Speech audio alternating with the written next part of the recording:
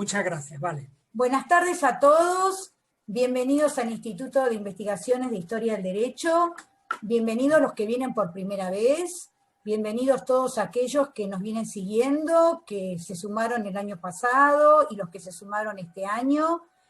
Tenemos un auditorio muy concurrido de 29 personas, de Brasil, de España, de Perú, de Chile, del interior de Argentina. Así que les damos la bienvenida a todos y todas, como se dice ahora, y vamos a pasar a presentar a el orador de hoy. Agustín, te cuento que hay muchos de tus discípulos y de tus colegas de la Universidad de Alicante que están presentes acá hoy en esta reunión y con muchas ganas de escucharte.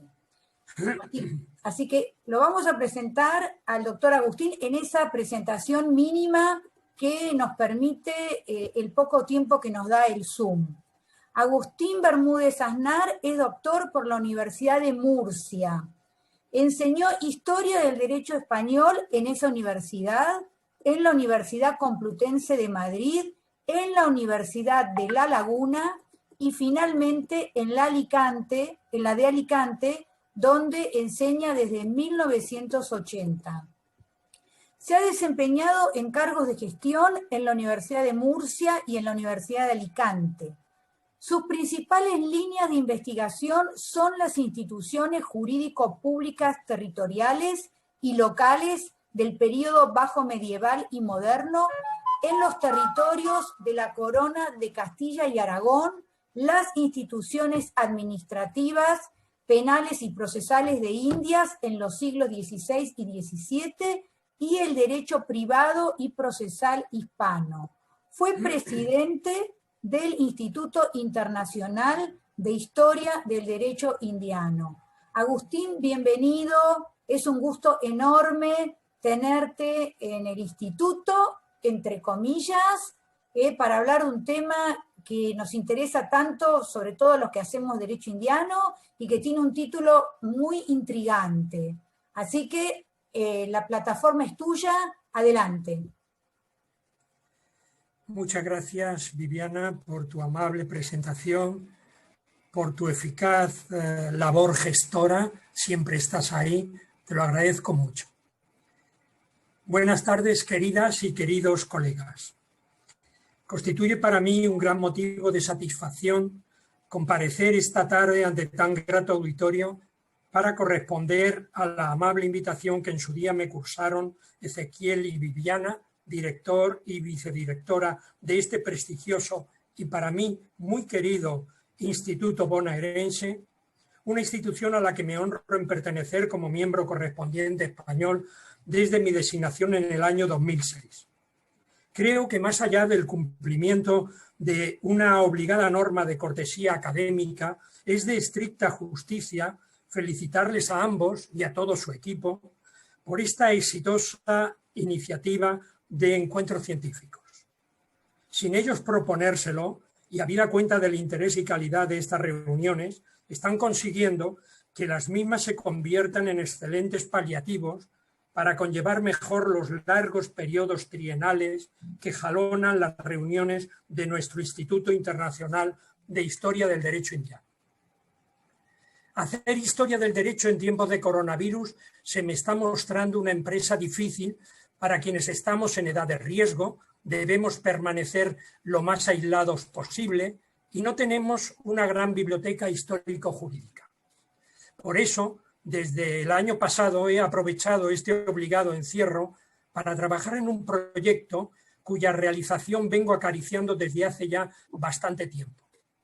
Recopilar mis artículos de historia del derecho producidos desde 1973, seleccionarlos, restaurarlos y editarlos en un volumen.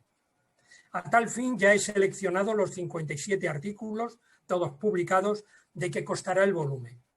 Y también he procedido a articularlos en 4 capítulos que se corresponden con las 4 grandes líneas de investigación en las que más he trabajado: Derecho histórico español y Derechos históricos castellano, valenciano e indiano. Concretamente, en lo que se refiere al capítulo de Derecho Indiano, he incorporado al mismo 17 artículos. Con ellos intento ofrecer una muestra de mi labor investigadora yusindianista, a partir de mi iniciación en esta materia, asistiendo a los cursos de los años 1971, 1972 y 72-73, que al respecto impartía mi maestro Alfonso García Gallo en la Facultad de Letras, sección de Historia de América de la Universidad Complutense de Madrid. Por esos años se produjo también mi presentación en el ámbito científico al asistir al tercer congreso del Instituto Internacional de Historia del Derecho Indiano, celebrado en Madrid en enero de 1972. Y finalmente fue en 1976 cuando apareció mi primera publicación sobre temática yusindianista, producto de la comunicación presentada al Congreso de México Morelia del año 1900. Como habrán podido comprender, he traído a colación este previos cursus para justificar la razón que ha llevado la elección de experiencias yusindianistas, 3 reflexiones para compartir. Pues entiendo que el mismo refleja toda esta actividad en la que actualmente me encuentro inmerso. Y a este propósito deseo también añadir 2 previas acotaciones a mi intervención. La primera es que la misma no debe de ser entendida en modo alguno como una reflexión metodológica. Se trata más bien de un mero ejercicio de introspección, de autoanálisis y, en definitiva, de autocrítica científica constructiva. La segunda es aclarar que dentro de las 2 grandes áreas temáticas a las que en último término suele ser reductible la investigación histórico-jurídica, esto es, la normativa y la institucional, mis aportaciones se han venido encuadrando en la segunda, en la institucional.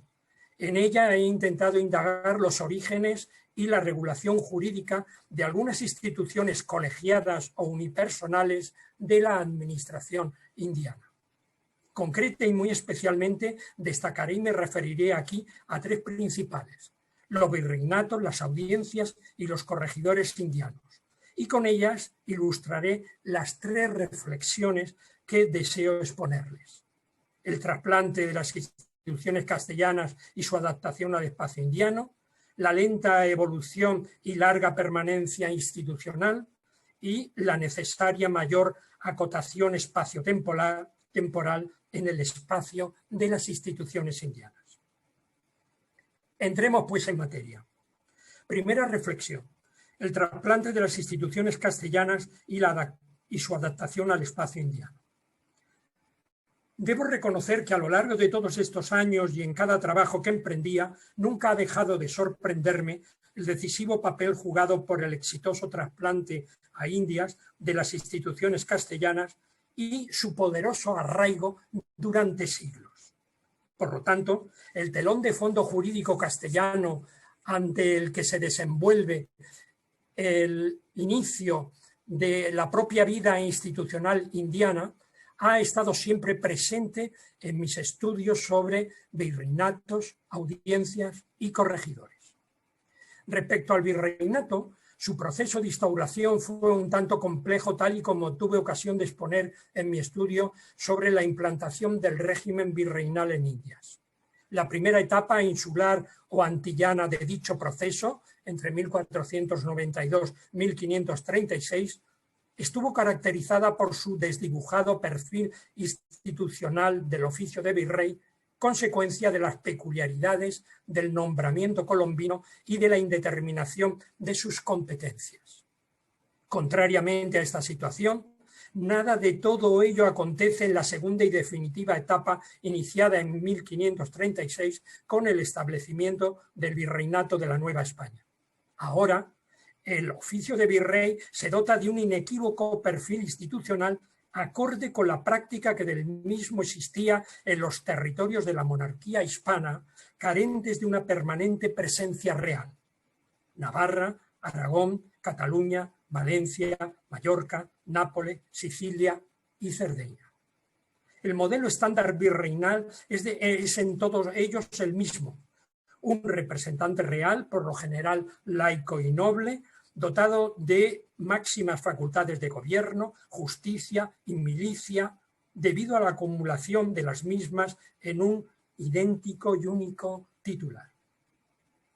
En cuanto a las audiencias indianas, no puede dudarse que éstas tuvieron como innegable referente institucional a las castellanas, pero también respecto a ellas hubo una vacilación en cuanto al modelo hispánico a implantar. En una primera fase, 1511-1528, el modelo seguido fue el de estricta colegialidad judicial, a semejanza del Tribunal de los Jueces de Grados de Sevilla o del Tribunal de los Alcaldes Mayores del Reino de Galicia. Pero a partir de esta segunda fecha de 1528 y en lo sucesivo, el modelo seguido será el presidencialista de las Reales Audiencias y Chancillerías de Valladolid y Granada. El análisis comparativo de las respectivas ordenanzas audienciales castellanas e indianas sobre organización, componentes, funciones, instalaciones, etc., así como la obligada remisión al estilo del proceder audiencial vallisoletano, no deja lugar a dudas sobre el papel modélico de las audiencias castellanas. Por lo que afecta a los corregidores indianos, los mismos son, como es bien sabido, un trasunto institucional del medieval corregidor castellano, y así lo expuse en mi estudio tras las huellas medievales del corregidor indiano. La similitud entre las ordenanzas del año 1500 para los corregidores castellanos y las de 1530 para los indianos es prueba elocuente de cuál era la matriz institucional de estos últimos. Ahora bien, del éxito de la implantación del modelo institucional castellano no debe deducirse sin más una igualdad entre el prototipo y su resultante. Es obvio que, pese al limitativo trasplante de las instituciones castellanas, se produjeron en las mismas pequeñas modificaciones adaptativas, como respuesta y mejor adecuación a las peculiaridades del Nuevo Mundo. En cuanto a virreyes y audiencias, el ejemplo más ilustrativo al respecto lo suministra el cargo del presidente de la audiencia y sus diversos cometidos en Indias, temática de la que tuve ocasión de ocuparme en las atribuciones del presidente de la audiencia en Indias. Como es sabido, el presidente audiencial indiano, modelo Valladolid, era fundamentalmente un cargo honorífico y representativo. Sus facultades estrictamente judiciales dependían de su condición de letrado y tan solo una mínima parte de sus prerrogativas las desempeñaba en solitario, pasando la mayoría de las restantes a ser compartidas con los oidores. Tal limitación vendría justificada por el interés de mantener un equilibrio de poderes en el seno del tribunal. Pero es que, además, la liviandad de estos cometidos judiciales del presidente tenía otra contrapartida en Indias, y esta no era otra que la de facilitarle una gestión acumulativa de otros oficios de gobierno y de milicia. Respecto a los corregidores indianos, sus modificaciones adaptativas en relación a su prototipo castellano se explicitan en múltiples temas. Así, en cuanto a su nombramiento, se constata la posibilidad de que el mismo fuera efectuado en Indias por virreyes y audiencias. También se detecta un menor nivel de exigencia de cualificación personal del corregidor indiano, que se compensará con un mayor nivel de inhabilitaciones e incompatibilidades. Igualmente, diferente fue la duración del oficio, algo mayor en Indias que en Castilla. Asimismo, hubo diferencias en cuanto a su procedencia retributiva, que de correr a cargo de los propios concejiles en Castilla, pasó a correr a cargo de la Real Hacienda en Indias. Por último, otro claro rasgo diferenciador lo constituyó la ausencia en el corregidor indiano de facultades suspensivas de las alcaldías locales, cuyos titulares, los alcaldes, proseguirían en sus funciones durante todo su mandato. Segunda reflexión: la lenta evolución y larga permanencia institucional indiana. Virreyes, audiencias y corregimientos son rápida y exitosamente implantados en Indias y tuvieron como un deseado rasgo definitorio el de su lenta dinámica evolutiva. no ha dejado nunca de sorprenderme esta, dirían los franceses, longue durée de tales instituciones, que como sabemos permanecen desde el inicio hasta el final de la presencia hispana en América, algo más de 3 siglos. Obviamente el factor determinante del ritmo evolutivo y duración de estas instituciones trasplantadas está íntimamente conectado al decurso experimentado por sus similares matrices peninsulares. La forma de conseguir estos ritmos en paralelo residió no solo en la similar normativa dada en el momento inicial de su implantación indiana, sino también en su posterior mantenimiento a lo largo del tiempo, hasta el punto de no encontrarse en ningún periodo y a nivel estructural ninguna disparidad normativa entre ambas. Los ejemplos ofrecidos por virreyes, audiencias y corregidores son bien elocuentes. Así, respecto a los virreyes, los despachos de sus nombramientos, las instrucciones que se les dan al inicio de su mandato, los memoriales que deben de entregar a su sucesor, su prerrogativa, el ceremonial, etcétera, etcétera, repiten a lo largo de los siglos y con escasas variantes sus estereotipadas fórmulas y contenidos. Y ello, lejos de ser una peculiaridad indiana, se corresponde con la práctica que de forma similar está aconteciendo en los restantes ámbitos virreinales de la monarquía. En cuanto a las audiencias, su íter normativo parte del precedente peninsular de las ordenanzas de la Audiencia de Valladolid de 1485, 86 y 89, que amerizan en las ordenanzas de audiencias de 1528 para Santo Domingo y, sobre todo, para las de 1530 para México. Al propio tiempo, las mencionadas ordenanzas vallisoletanas informarán la normativa ordenancista del virrey don Antonio de Mendoza para las audiencias de la Nueva España y del Perú de 1548 y 1552 respectivamente. Estos textos pasarán a utilizarse en las fundamentales y configuradoras ordenanzas de audiencias de 1563 y 1596, las cuales informarán a su vez el contenido básico que sobre audiencias se recoge en la recopilación de Indias de 1680. Una regulación que con ligeras variantes pervivirá a lo largo de todo el siglo XVIII. Tal tortuoso e interesante decurso he tenido ocasión de exponerlo en mi estudio sobre las ordenanzas de audiencias en la recopilación de 1680. En relación a los corregidores podría decirse otro tanto, partiendo de la bajomedieval normativa castellana que queda orgánicamente plasmada en los capítulos de corregidores de 1500. Ellos viajarán a Indias integrados en los capítulos de 1530 para los corregidores de dichos territorios. Y estos capítulos, a su vez, suministrarán la base normativa que en la recopilación de Indias de 1680 regulará el oficio de corregidor. Este también complejo y variado itinerario normativo he tenido ocasión de seguirlo y exponerlo en mis 3 trabajos dedicados a la normativa sobre corregidores en Indias en el siglo XVI, XVII y XVIII respectivamente. Tercera reflexión. La necesaria mejor acotación espaciotemporal en el estudio de las instituciones indianas. En mi opinión, buena parte de nuestros análisis institucionales dan como resultante una imagen monocromática, como decía García Gallo, un tanto plana, sin casi contrastes ni matices.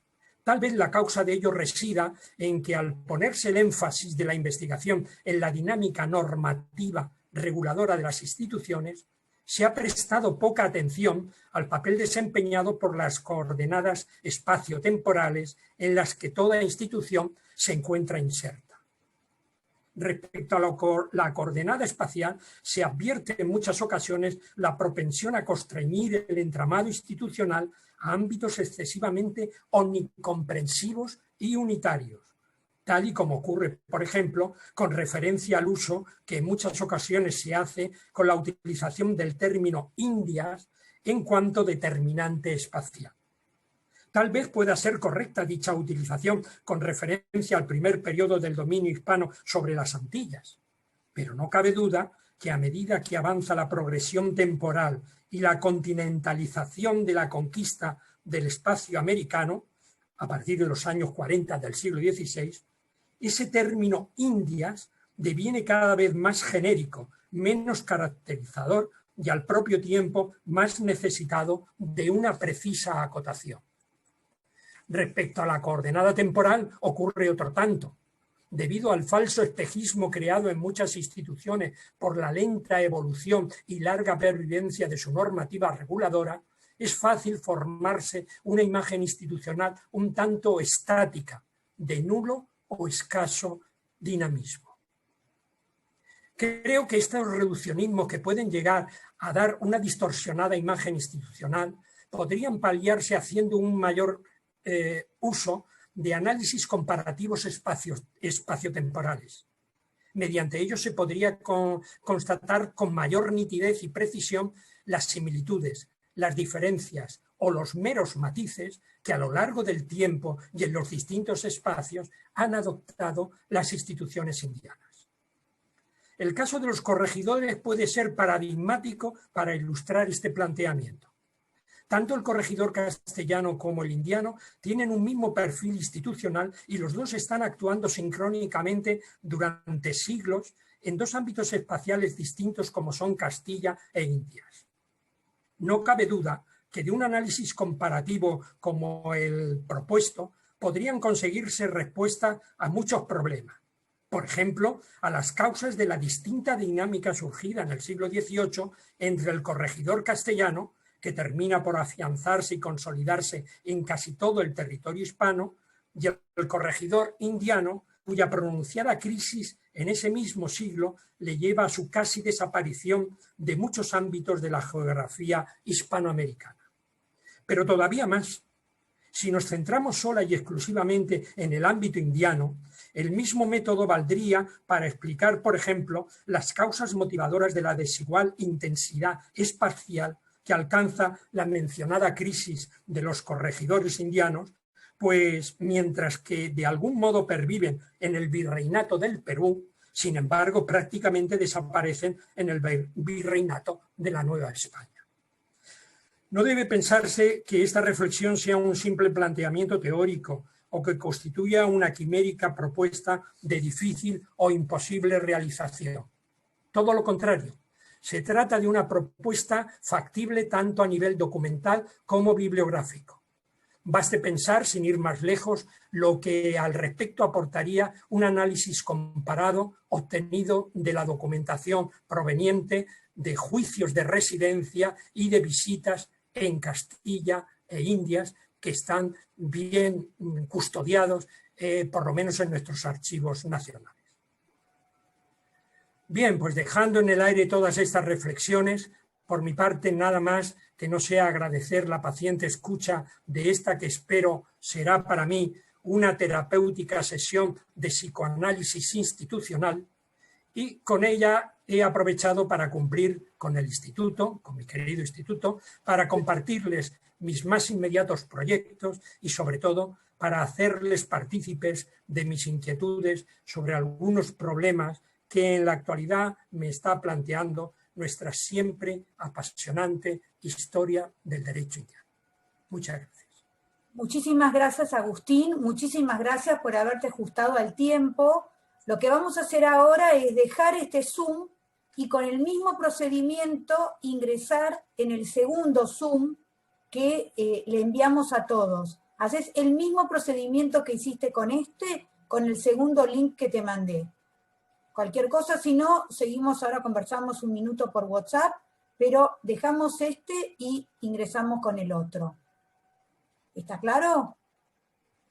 Me parece que Agustín ya se fue. Bueno, Sí. Nos vemos, listo, nos vemos en unos minutos. Bueno, continuamos entonces con la segunda parte de la charla del doctor Agustín Bermúdez Aznar. Muchísimas gracias, Agustín, por haberte ajustado al tiempo. Y ahora iniciamos un espacio de comentarios, de preguntas. le vamos a pedir a todos que por favor las preguntas sean cortas y concisas, así todos tienen oportunidad de participar, y le vamos a pedir que por favor lo hagan a través del dispositivo de levantar la manito azul, que lo pueden encontrar debajo de la lista de participantes, donde están los 3 puntitos. Ahí hay una opción para levantar la mano, porque si me hacen señas, tal vez yo no los pueda ver porque no puedo ver acá todas las pantallas. Así que tenemos por ahora una pregunta, un comentario del doctor Martiré, y luego del doctor Abasolo. Si el doctor Abasolo le parece bien, le vamos a dar el uso de la palabra, por supuesto, al maestro, al doctor Martiré. Es un gusto que usted sea el primero en iniciar esta charla. ¿Quién mejor que usted? Adelante. Bueno, muchas gracias por tanto elogio. Bueno, yo que estoy encantado de ver a mi querido amigo Agustín y de oírlo, como siempre, tan preciso, tan rotundo y tan joven.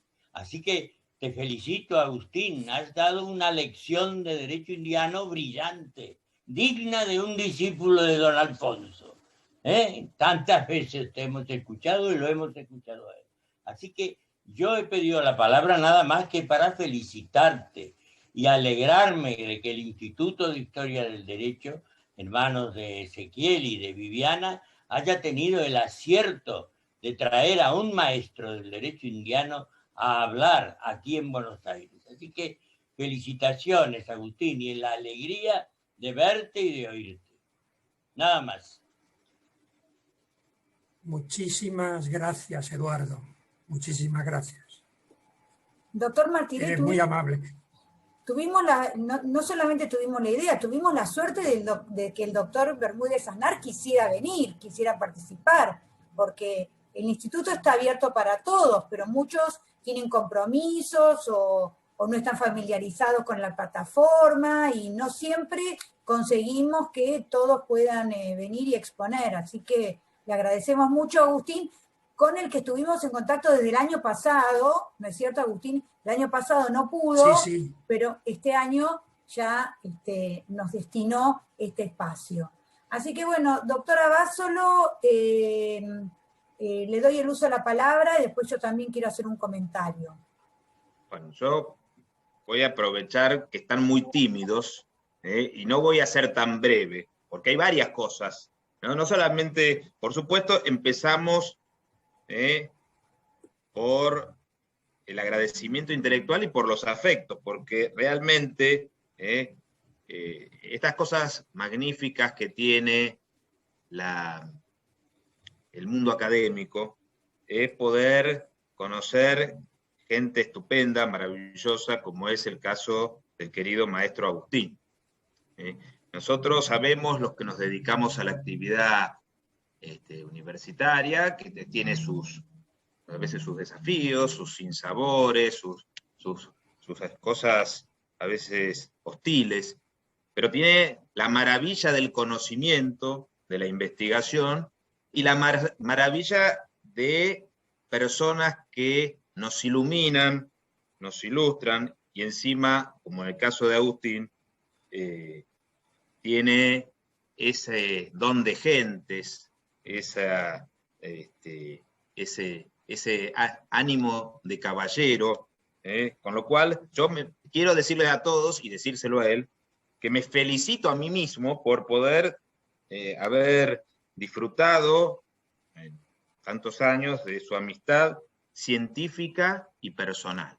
Y además, en este caso, me maravillo de que acabo de escuchar, además del amigo y del maestro, una maravillosa conferencia, porque esto es así, él decía con su típica modestia, no voy, lo tengo acá anotado, no voy a hacer una reflexión historiográfica. Bueno, fue una brillante reflexión, una serie de brillantes reflexiones historiográficas, que por supuesto, como nosotros somos, los argentinos somos muy audaces, voy a decirlo así, nos quedamos con gusto a poco. Yo ya estoy pidiéndole a Agustín que piense en hacer un curso, y además no solamente que piense hacer un curso, con nosotros o armando una red con varias de las universidades y de los profesores, porque realmente,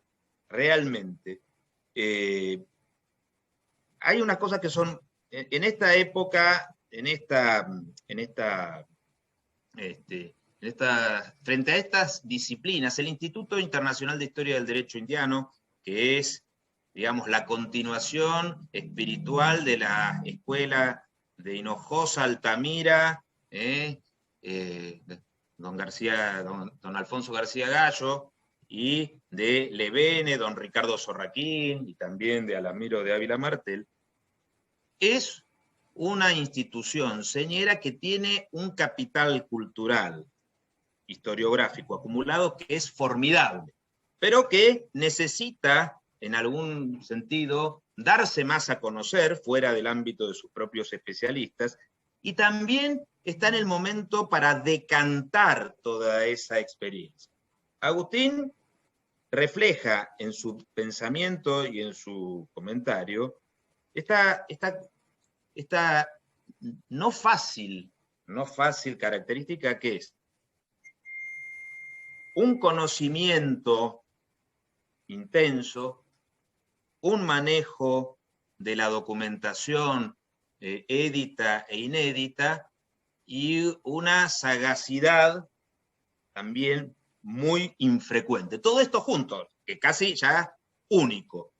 Y en este sentido me parece, por un lado, aprovecharnos todos de esa enorme experiencia e inteligencia, y además es necesario orientarnos a los que estamos ejerciendo, y sobre todo a los más jóvenes que no tiene que ver con edad, sino con aproximarse a nuestra disciplina. Nuestra disciplina es una disciplina fascinante, que atrae a colegas de otras áreas, que están necesitados de una orientación. Y nada mejor que los maestros para orientar. Nada mejor que aquel que ha estado en el archivo, que ha visto sus sutiles manifestaciones, y que reflexiona. Además, en el caso particular de Agustín, para los que somos indianistas desde América, todos hemos podido ver esa tranquilidad, esa manera de reflexionar sobre la monarquía hispánica en su conjunto y lo indiano. Nosotros los americanos en general lo vemos desde lo local, vemos otras cosas, pero no tenemos ni por asomo esta elegancia y profundidad para relacionarlo con toda la monarquía. De hecho, también, esto es un momento también para apelar a los colegas españoles, por supuesto que los que están aquí no es el caso, pero para apelar a la historiografía jurídica española, retomar ese diálogo con lo indiano que supo ser tan intenso en la época de don Alfonso y que ahora, bueno, no suscita tanto interés. Entonces, quería, por un lado, decir todo esto, que me estoy quedando corto, Agustín, me estoy quedando más que corto, porque en el caso de Agustín estamos en presencia de una autoridad con mayúscula. Y lo acaba de demostrar. Lo acaba de demostrar señalando en pocas palabras y con una aparente, con una discreción, con una modestia inmerecida, temas que son centrales. Y, por supuesto, también quiero aprovechar alguna cosa muy, muy simple. Voy a insistir con lo del curso, Agustín, no te vas a escapar con lo del curso, vamos a ver que pueda armarse este curso, de la misma manera que yo me adelanto a decir que nosotros queremos ser, no tenemos los fondos, siempre nosotros mendigamos, como dice el querido Arno Belling cuando le conté las estrecheces económicas, y él me decía también con mucha elegancia, bueno, hay que administrar la escasez. Nosotros somos maestros, tenemos un máster en administración de escasez, y seguimos con esto, pero lo que podemos acompañar indudablemente con total tranquilidad, decir que este Instituto de Investigaciones de Historia del Derecho auspicia, patrocina, se suma a este proyecto editorial. Está claro, o sea que esto no cabe la menor duda. Este instituto está detrás de esto y quiere acompañar y quiere manifestar este apoyo, este auspicio, o como fuese. Y en este sentido también, no sé de qué manera será esta obra, pero si fuese una obra digital, desde ya la página del instituto está a disposición para receptar, cliquear, no sé, establecer el hipervínculo que sea, porque no solamente es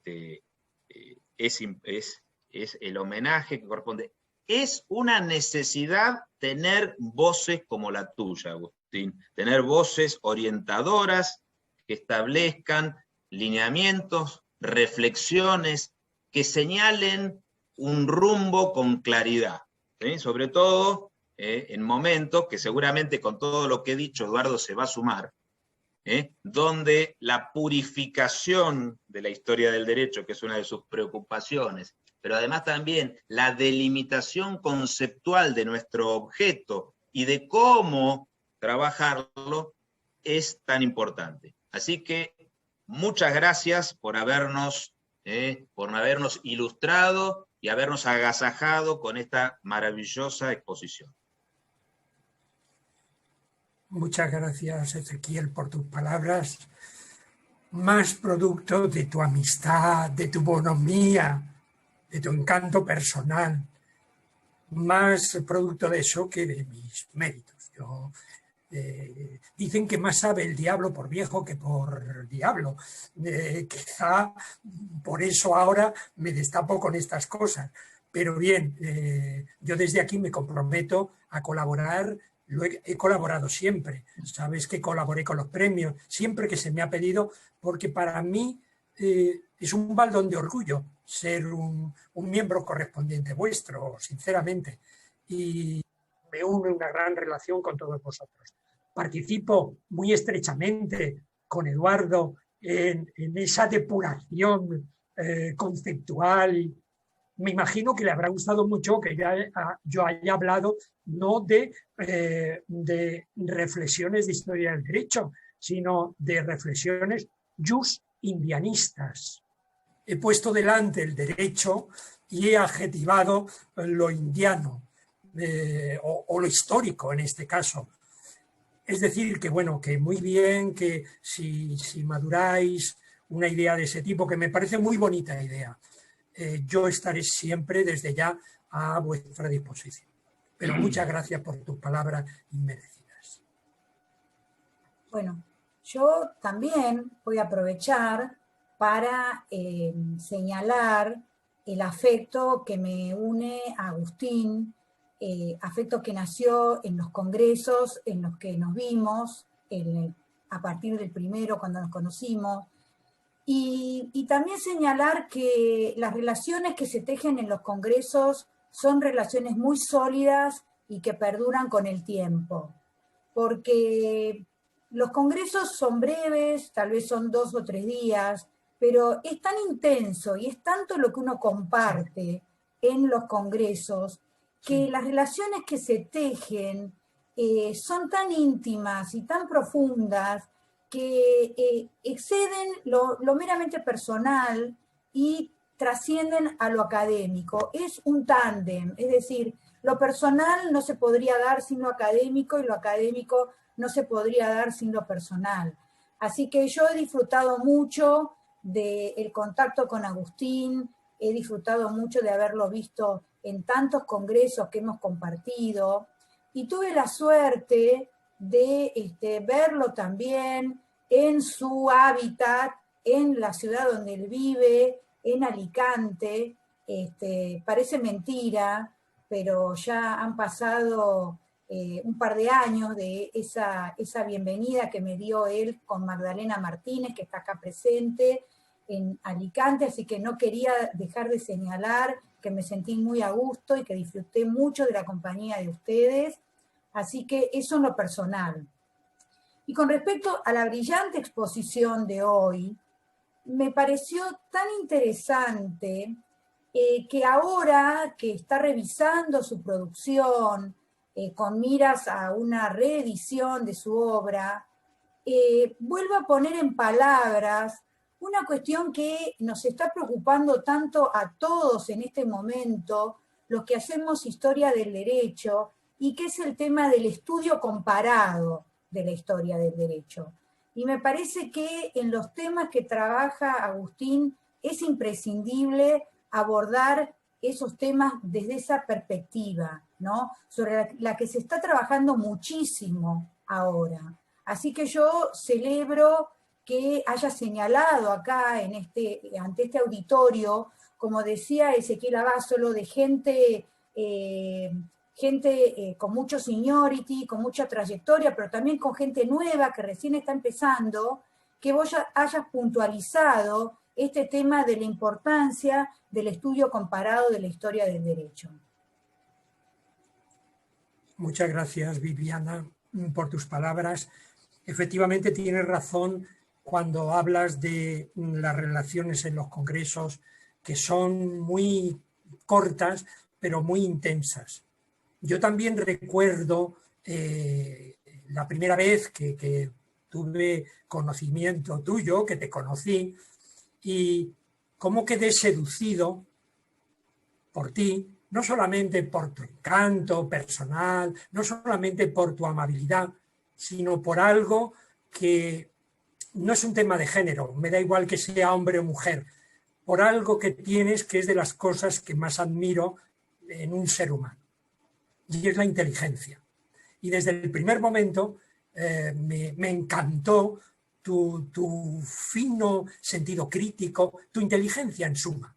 Y me has dado pruebas no solamente de ello, de esa inteligencia, sino también de tu afecto, de tu estar ahí siempre cuando es necesario. Y bueno, yo estoy también muy feliz y muy contento de compartir la amistad contigo. Creo que lo del comparativismo es algo que deberíamos de intentar que día a día se fuera abriendo camino, porque pueden suministrar muchos matices, pueden darnos unas imágenes institucionales más ricas. Esa es por lo menos mi opinión. Muchas gracias.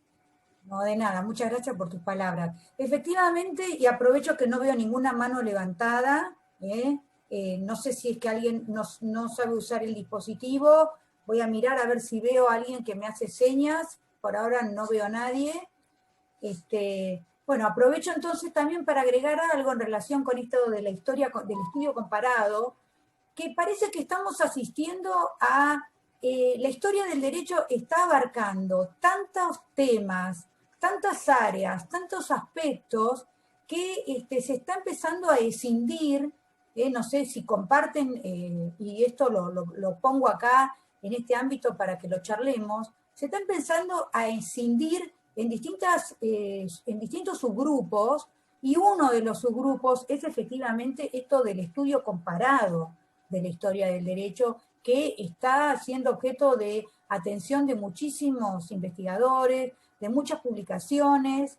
Este año vamos a tener también una charla de Agustín Parise, que va a referirse también a ese tema, y que ha trabajado mucho ese tema, que se conecta mucho también con el tema de el estudio del derecho comparado y con el tema de los trasplantes jurídicos, ¿no? Que son los temas que estamos viendo que convocan a muchísimos investigadores, ¿no? Así que a mí me parece que eso es un tema para conversar, para seguir investigando, para ver si estamos de acuerdo, si no estamos de acuerdo.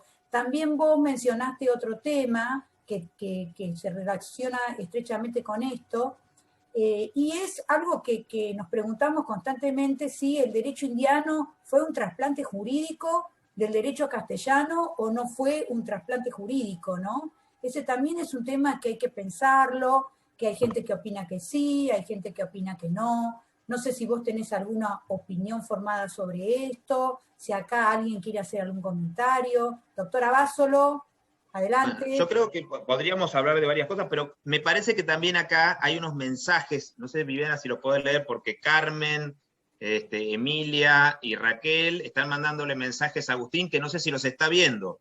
Por eso Sí, digo, sí. Sí, sí. bueno, muy bien. Gracias. Mensajes muy cariñosos, Sí. pero además también Sí. muy propios del reconocimiento de esta amistad, como dijimos antes, científica y personal. Bueno, sí, justamente, Viviana, lo que estabas diciendo vos, este es el tema, como decía nuestro querido maestro argentino Ricardo Sorraquín, hablaba de la necesidad de periódicamente reflexionar sobre nuestra disciplina. Y en este reflexionar hay mucha información, muchos productos.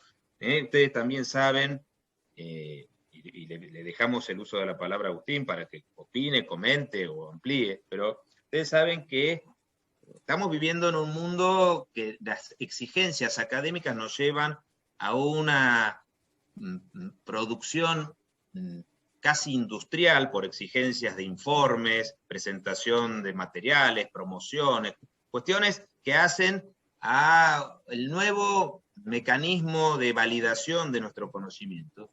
Y hay como una inflación de producción, muchos medios, todos son aportes, pero hay algunos trabajos y algunos criterios que tienen que orientar toda esa vasta producción. Entonces, esto de detenernos para examinar desde la historiografía y desde las categorías es muy importante, y tal vez tenemos que acá, no por Agustín, todo lo contrario, no por Eduardo, pero yo me acordaba del querido y recordado, siempre recordado maestro Mariluz, que costaba enormemente, más, no es que costaba, siempre cuento esta anécdota, cuando yo estaba haciendo la tesis doctoral le dije, maestro, ¿por qué usted no escribe un texto sobre investigación en historia del derecho? Bueno, poco le faltó para tirarme al pozo del ascensor, porque claro, el maestro era muy personal, y eso no le gustaba, él hacía lo que le gustaba, y estaba muy bien, y todo lo hacía magnífico, pero nos hemos perdido mucho criterio. Hemos tenido grandes maestros que han sido poco elocuentes con respecto a su manera profunda de trabajar. Y tenemos que cuidar esa tradición intelectual que es extraordinariamente rica. Fíjense también en esto, nosotros hablamos del Instituto de Historia del Derecho Indiano, que tiene medio siglo de existencia, y que es un instituto, ahí va a hablar Eduardo, ya lo dijo Eduardo, que es un instituto excepcional, porque en realidad es un instituto en sesión permanente.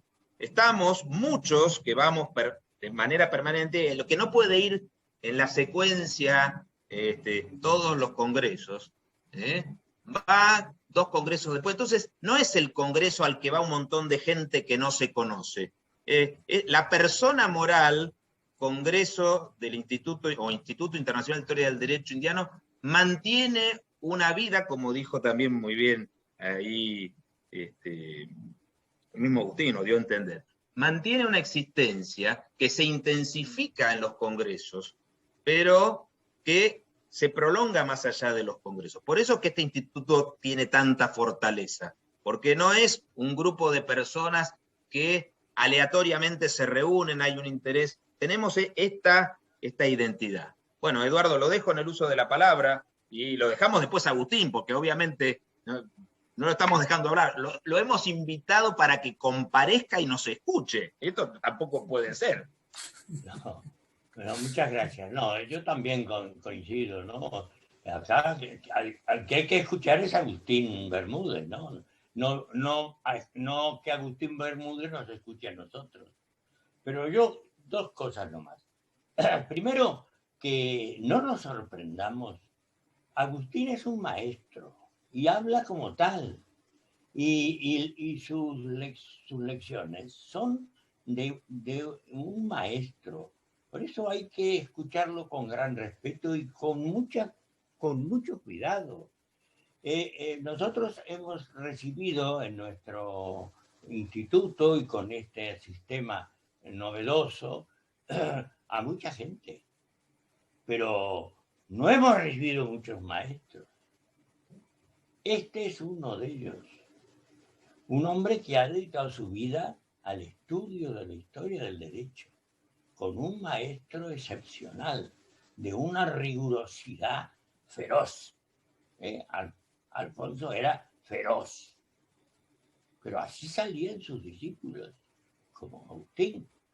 Y volviendo, y para no seguir pasándole la mano a Agustín, que no es necesario, hablando de Mariluz Urquijo, como no lo voy a recordar yo, él nunca habló de temas metodológicos.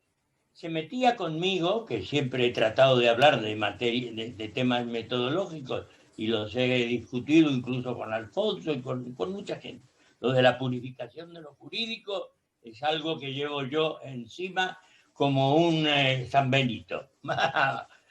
Pero José María Mariluz nunca escribió una línea sobre metodología, pero habló mucho de metodología.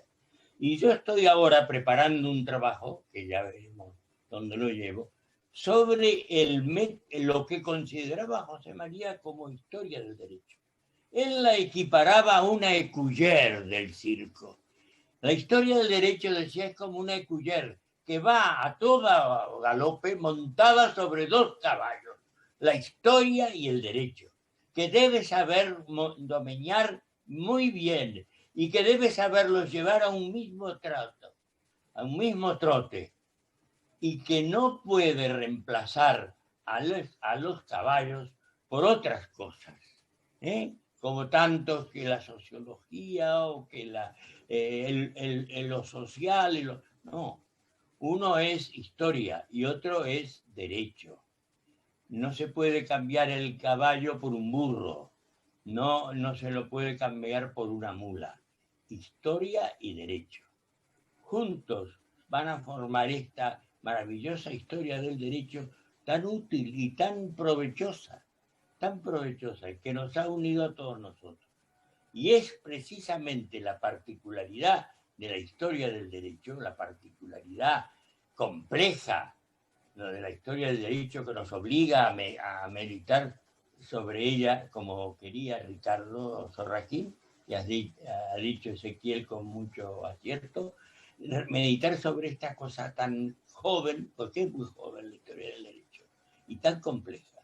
Así que yo me felicito de verlo a Agustín aquí y de que nos enseñe que a eso ha venido. Nada más, de manera que Agustín, no te quedes callado, Ahora tenemos que escucharte a ti. Agustín, hay dos preguntas y después te dejamos para que vos te puedas despedir y puedas contestar. Primero está Romina Zamora y Armando Guevara. Les pido a los dos que la pregunta sea muy cortita porque si no se nos va a cortar el Zoom y Agustín no va a poder contestar. Adelante Romina y después Armando. Muchas gracias Viviana. Felicitaciones al doctor Bermúdez Aznar y agradezco enormemente la exposición que hizo. Y quisiera, si es posible, que amplíe un concepto que dio bien al comienzo y que creo que es uno de los estructuradores, que me parece que es un disparador para pensar, que es la idea de la adecuación. Las modificaciones adaptativas de las instituciones, de la forma de legislar y de las prácticas, cómo fue mutando o dónde tenemos que mirar, con qué conceptos abordar para no perdernos en la maraña de la adaptación y de estas modificaciones adaptativas del derecho castellano hacia el derecho indiano. Muchas gracias. Le damos la palabra a Armando, así Agustín contesta todo porque quedan 9 minutos nada más. Armando. Sí, gracias. Voy a ser muy breve. En primer lugar, por supuesto, agradecer al maestro y a los organizadores por esta magnífica charla. Yo quería preguntarle al doctor Bermúdez si es que él o sus discípulos han estudiado la relación entre las trayectorias institucionales de las diferentes audiencias indianas y las biografías de los oidores, porque cuando uno las revisa, por lo menos yo he observado que muchos sirvieron en 2, 3 y a veces hasta 4, en 4 audiencias, ¿no? Entonces me surge la inquietud sobre el papel que jugó la persona, ¿no? Como ustedes hablaban con relación al Congreso y a la historia del derecho, el papel que jugó la biografía en la trayectoria institucional, si lograron o no impactar en las diferentes audiencias que sirvieron. Gracias, doctor. Adelante, Agustín, si querés contestar a las preguntas y vamos cerrando porque nos quedan 8 minutos. Bueno, a Eduardo no tengo que contestarle, sino que decirle que lo que él no sabe es que yo he venido aquí para oírle. Para oírle a él, ya que muchas veces por el correo no nos entendemos, pero yo digo, seguro que está Eduardo, seguro que lo veo y disfruto de verlo, de ver tan bien como está y de la cabeza todavía lúcida, que tenemos que estrujárnosla en ese curso que mano a mano vamos a dar. ¿Cómo no? Muchas gracias, Eduardo. Muy, muy interesante, Romina. Sí, a mí es una cosa que me gusta muchísimo, lo de las adaptaciones, las modificaciones adaptativas, porque la implantación es rápida, el origen es castellano, pero luego hay cosas por ahí que no funcionan.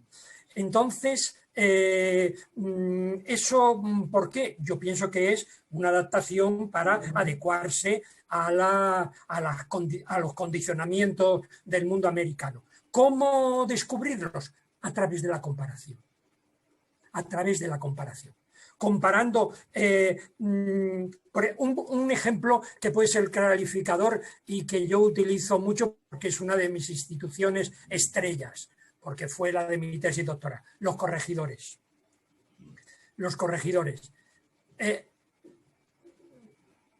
¿Cómo es el comportamiento en la práctica del gobierno del corregidor en Castilla y en Indias? Se puede sacar a través de los juicios de residencia. Es decir, se puede ir al Archivo Histórico Nacional de Sevilla, buscar la residencia de un corregidor de tal periodo cronológico determinado e ir al americano, que posiblemente puede estar también en consejos suprimidos o tal, y buscar de la misma fecha, más o menos, lo ideal sería que fuera en la misma fecha, pero bueno, eso es muy difícil, pero en la misma fecha, ¿qué es lo que hace? ¿Qué se le denuncia a uno? ¿Qué se le denuncia al otro? ¿Cuáles son las reacciones, etcétera? Eso únicamente lo podemos matizar a través de esa comparación. Por lo tanto, sería muy interesante el que cuando estudiásemos las instituciones intentáramos ver, está muy bien, el modelo castellano, etcétera, etcétera, pero al mismo tiempo hay algo que es distinto. Sería en la práctica fundamentalmente, porque las ordenanzas son muy claras, pero las ordenanzas no es todo el mundo jurídico, histórico-jurídico o institucional, porque la institución se está desarrollando en un aquí y ahora. Y hay unos problemas específicos que pueden estar presentes en Castilla y no en Indias, o a la inversa. Y todo eso puede matizar, y todo eso nos puede llegar a la desembocadura de qué modificaciones adaptativas se pudo dar en la institución. Es un ejemplo, pero quizás se podría hacer en otros muchos casos. La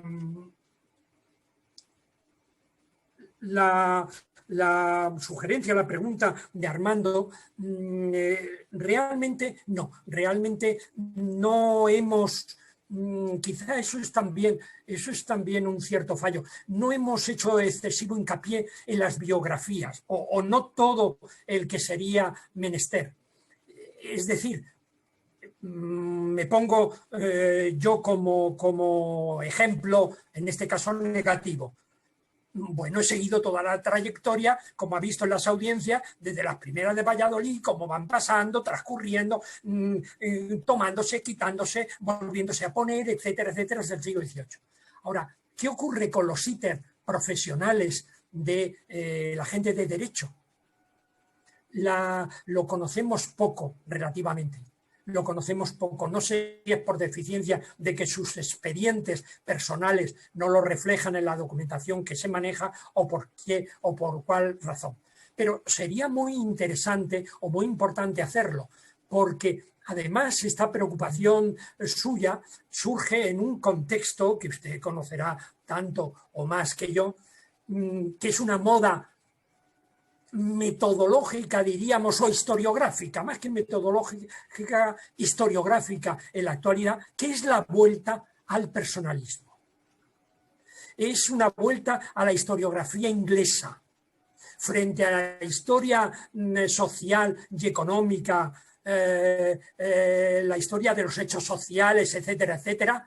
Los ingleses siempre mantuvieron la importancia tan decisiva que tiene el agente personal en cualquier faceta del mundo jurídico.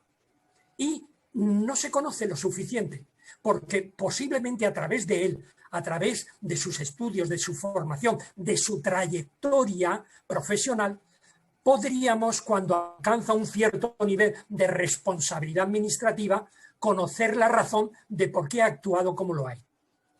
Gracias, Agustín. Cual, se nos terminan, 2 minutos quedan. No quisiera que... No, nada más. No, es muy curioso y muy interesante porque a la larga la historiografía francesa de los años 70, 80, bueno, no diré que se está viniendo abajo, pero que ha pasado a un plano secundario y cada vez gana más terreno una historiografía que siempre se mantuvo en su línea, en su tradición, como es propio del mundo inglés, que es la importancia que tiene el elemento o el factor personal. Bueno, Agustín, yo me despido.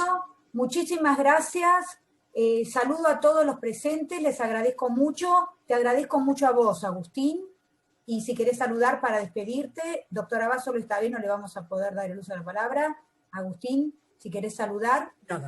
Nada más decir que ha sido una experiencia esta también yusindianista maravillosa, fascinante, que me pusisteis el cebo, he picado y me temo que ahora voy a estar constantemente teniendo que aguantar vuestros anzuelos, pero no me importa. Aquí me tenéis con todo cariño a vuestra disposición. Bueno, gracias. Muchas gracias. Saludos. Un abrazo, Agustín, saludos. Un abrazo enorme. Gracias, cuídense. Otro muy grande para ti. Gracias. Muy grande.